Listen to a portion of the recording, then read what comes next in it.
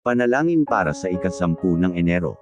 Panginoon, salamat sa pagbibigay mo sa amin ng isa pang araw upang mabuhay at magmahal.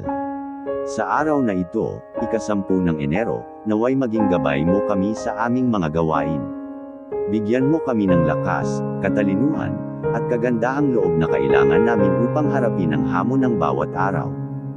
Naway maging instrumento kami ng iyong pag-ibig at kagandahang loob. Gabayan mo kami sa aming mga desisyon at tulungan mo kaming maging mabuti sa aming kapwa.